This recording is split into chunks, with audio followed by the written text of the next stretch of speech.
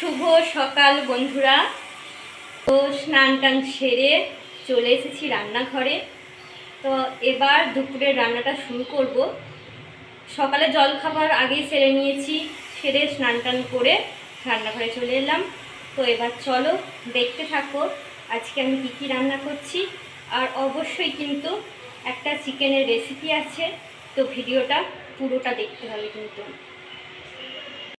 মাংসের সাথে একটু ভাজাভুজিও করব, তো সেই জন্য একটু ঢ্যাঁড়স কেটে নিয়েছি।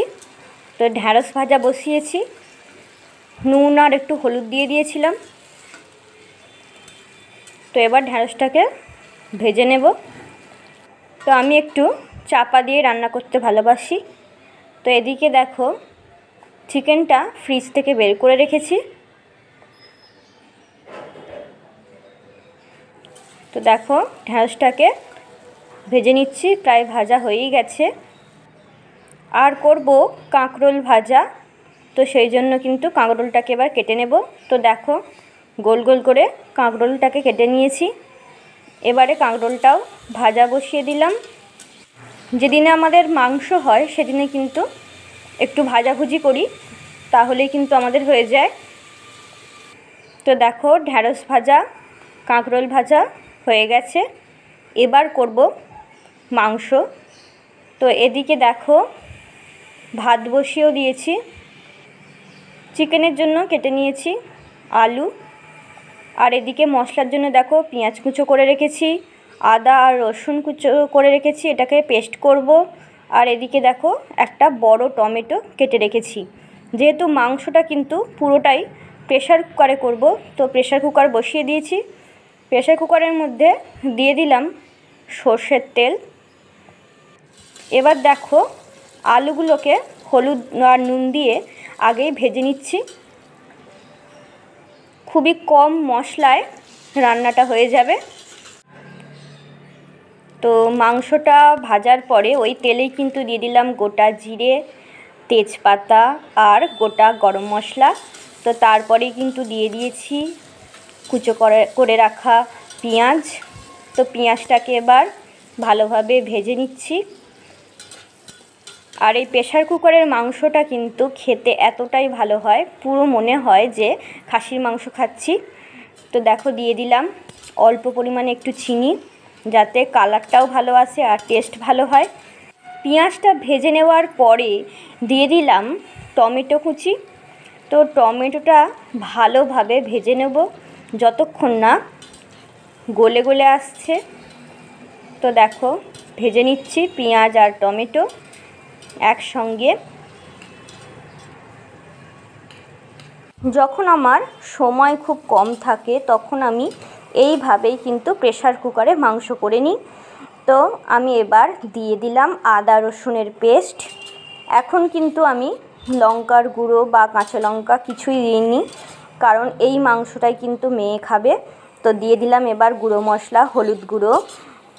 এবার একে একে সব মশলাগুলো আমি এখানে দিয়ে দেব। দিয়ে দিচ্ছি জিরে গুঁড়ো, এরপরে দিয়ে দিলাম ধনে গুঁড়ো।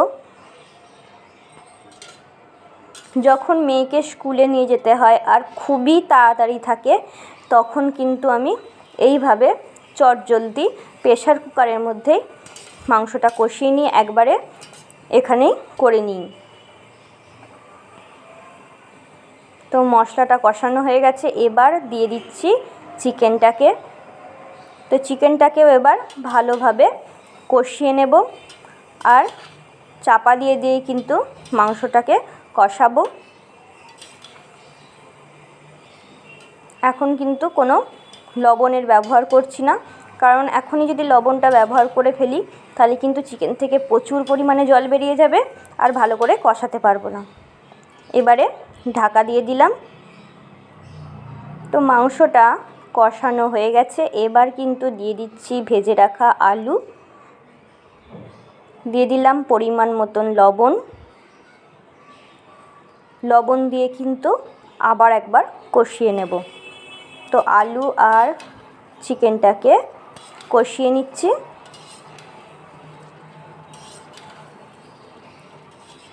দেখতে হয়তো একটু অসুবিধা হচ্ছে, কারণ রান্না থেকে কিন্তু প্রচুর ভাপ বেরোচ্ছিল, তার জন্য একটু দেখতে অসুবিধা হচ্ছিল। কষিয়ে নেবার পরে এবার দিয়ে দিলাম গরম জল। আমি কিন্তু মাংস রান্নার মধ্যে সব সময় গরম জল ব্যবহার করি। এবার প্রেসারের মুখটা বন্ধ করে দিলাম। এবার একটা মাত্র সিটি মেরে নেব, তাহলে কিন্তু রান্নাটা হয়ে যাবে। তো একটা সিটি পড়ে গেছে, এবার গ্যাসটাকে বন্ধ করে দেব। একটা সিটি মারলে কিন্তু যথেষ্ট, এর থেকে বেশি দিলে কিন্তু গলে যেতে পারে। তো দেখো কি সুন্দরভাবে চিকেনটা হয়েছে, কত সুন্দর রং হয়েছে লঙ্কার গুঁড়ো ছাড়াই। এবারে মেয়ের জন্য একটু তুলে রেখে দিয়ে আমি কাঁচা লঙ্কা কুচো করে দিয়ে দেব। তো এখানে আমি 3টে কাঁচা লঙ্কা কুচো করে রেখেছিলাম, সেটা আমি দিয়ে দিলাম। এতে কিন্তু খেতে খুবই ভালো লাগে, যেহেতু শেষের দিকে কাঁচা লঙ্কাটা দেওয়া হয়, কাঁচা লঙ্কার টেস্টটা কিন্তু খুব ভালো থাকে। আর আমি একটু বেশিক্ষণ ধরেই ফুটিয়ে নিই, যাতে কাঁচা লঙ্কার ঝালটা ভালোভাবে বেরিয়ে যায়। এবার সবার শেষে কিন্তু দিয়ে দিলাম গরম মশলা গুঁড়ো। তো আমার চিকেন রেসিপিটা একদম রেডি হয়ে গেছে প্রেসার কুকারে, খুবই তাড়াতাড়ি।